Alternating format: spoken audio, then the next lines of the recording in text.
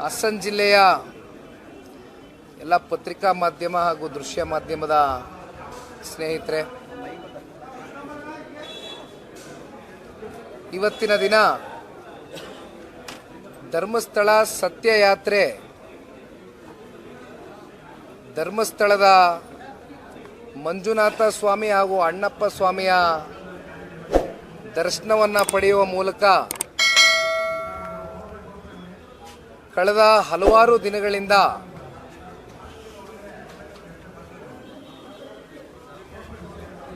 ಏನೊಂದಷ್ಟು ಧರ್ಮಸ್ಥಳದ ವಿಚಾರವಾಗಿ ಅಪಪ್ರಚಾರಗಳು, ಜೊತೆಯಲ್ಲಿ ಧರ್ಮಸ್ಥಳದ ಆವರಣದಲ್ಲಿ ಒಂದಷ್ಟು ಸುತ್ತಮುತ್ತ ಕೆಲವೊಂದಷ್ಟು ಅನುಮಾನಗಳಿಗೆ ಎಡೆ ಮಾಡಿಕೊಡ್ತಕ್ಕಂಥದ್ದಕ್ಕೆ ಒಂದಷ್ಟು ಷಡ್ಯಂತ್ರಗಳು, ಹುನ್ನಾರಗಳು ಬಹಳ ವ್ಯವಸ್ಥಿತವಾಗಿ ಸಂಘಟಿತ ಪಿತೂರಿ ನಿರಂತರವಾಗಿ ಆಗ್ತಾನೆ ಏನು ಬಂದಿದೆ. ಇವೆಲ್ಲದರ ವಿರುದ್ಧವಾಗಿ ಇವತ್ತು ಇಲ್ಲಿ ರಾಜಕಾರಣವನ್ನು ಬೆರೆಸ್ತಕ್ಕಂಥ ಪ್ರಶ್ನೆ ಇಲ್ಲ. ನಾವು ರಾಜಕಾರಣ ಮಾಡಲಿಕ್ಕೋಸ್ಕರ ಇವತ್ತು ಇಲ್ಲಿ ಬಂದಿಲ್ಲ. ಪಕ್ಷಾತೀತವಾಗಿ ಇವತ್ತು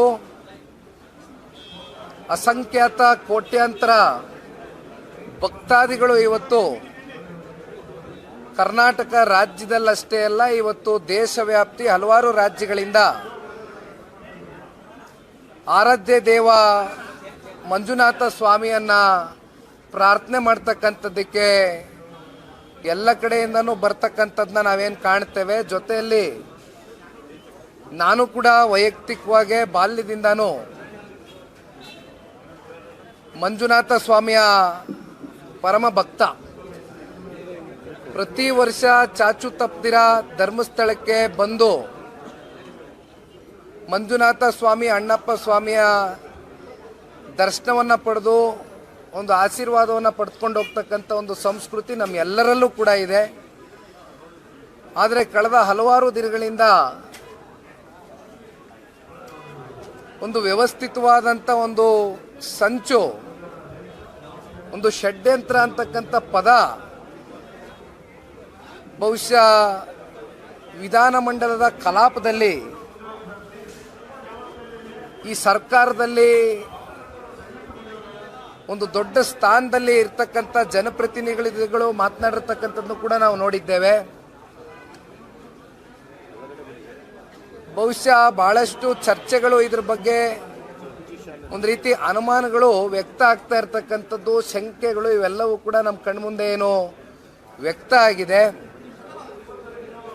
ಇದರಲ್ಲಿ ಎಳ್ಳಷ್ಟು ಕೂಡ ಇಲ್ಲಿಯವರೆಗೂ ಸತ್ಯಾಸತ್ಯತೆ ಹೊರಗಡೆ ಬಂದಿಲ್ಲ.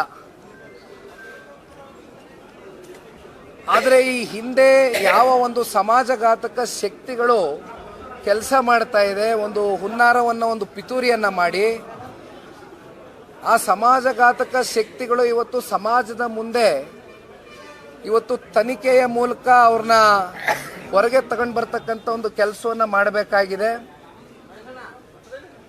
ಇವತ್ತು ನಮ್ಮೆಲ್ಲರ ಮೇಲೆ ಒಂದು ಜವಾಬ್ದಾರಿ ಇದೆ.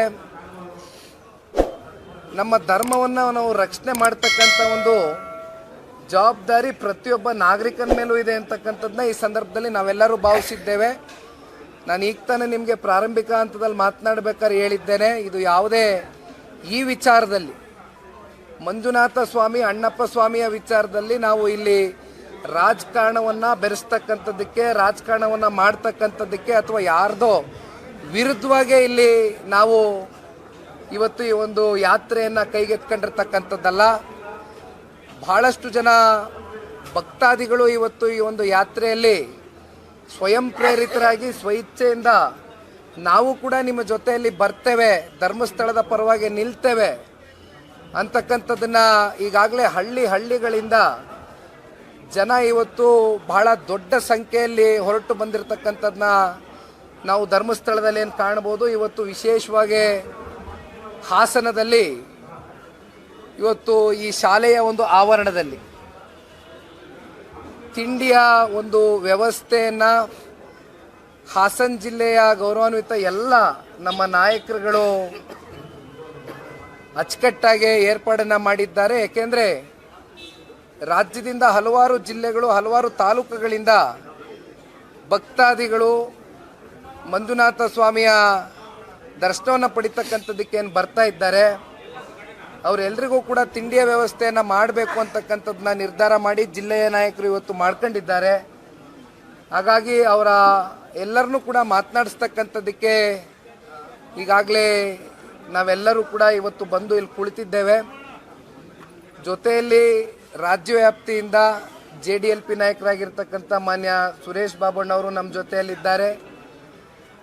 ಸಾಕಷ್ಟು ಹಿರಿಯ ಶಾಸಕ ಮಿತ್ರರು, ಮಾಜಿ ಶಾಸಕರು, ವಿಧಾನ ಪರಿಷತ್ನ ಸದಸ್ಯರು, ಮಾಜಿ ವಿಧಾನ ಪರಿಷತ್ನ ಸದಸ್ಯರು, ಕಾರ್ಯಕರ್ತರು, ನಾಯಕರುಗಳು, ಜಿಲ್ಲಾಧ್ಯಕ್ಷರುಗಳು, ಒಟ್ಟಾರೆಯಾಗಿ ಎಲ್ಲ ಅಭಿಮಾನಿಗಳು ಕೂಡ ಮಂಜುನಾಥ ಸ್ವಾಮಿಯ ಭಕ್ತಾದಿಗಳು, ಒಟ್ಟಾರೆಯಾಗಿ ನಾವೆಲ್ಲ ಮಂಜುನಾಥ ಸ್ವಾಮಿಯ ಭಕ್ತರು ಅಂತಕ್ಕಂಥದ್ದನ್ನ ಈ ಸಂದರ್ಭದಲ್ಲಿ ತಿಳಿಸ್ಲಿಕ್ಕೆ ಬಯಸ್ತೇನೆ.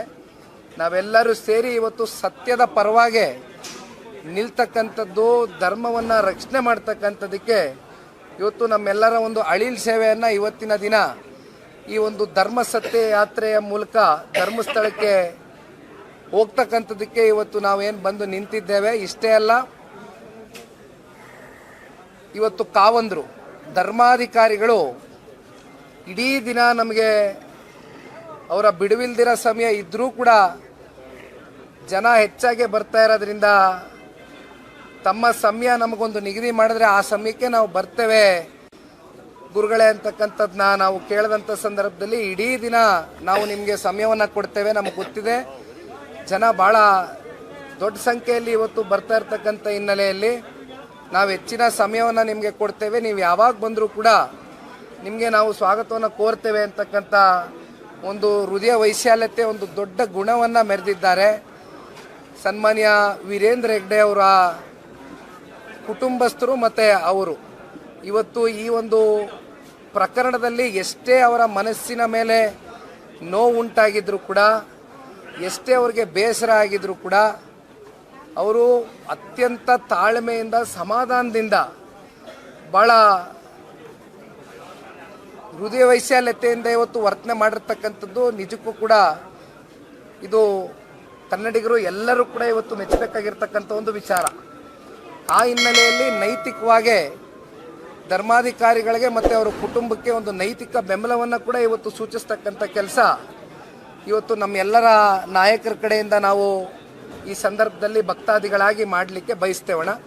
ಆ ಹಿನ್ನೆಲೆಯಲ್ಲಿ ಇವತ್ತು ಧರ್ಮಸ್ಥಳಕ್ಕೆ ತೆರಳುತ್ತಾ ಇದ್ದೇವೆ. ಲೇಟೆಸ್ಟ್ ಹಾಗೂ ಇಂಟ್ರೆಸ್ಟಿಂಗ್ ಸುದ್ದಿಗಳಿಗಾಗಿ ಬಾಸ್ ಟಿವಿ ಕನ್ನಡ ಚಾನೆಲ್ನ ಸಬ್ಸ್ಕ್ರೈಬ್ ಮಾಡಿ, ಹಾಗೆಯೇ ಬೆಲ್ ಐಕಾನ್ ಪ್ರೆಸ್ ಮಾಡಿ. ಇದರ ಜೊತೆಗೆ ಫೇಸ್ಬುಕ್, ಇನ್ಸ್ಟಾಗ್ರಾಮ್, ಎಕ್ಸ್ನಲ್ಲೂ ಮಿಸ್ ಮಾಡದೆ ಫಾಲೋ ಮಾಡಿ.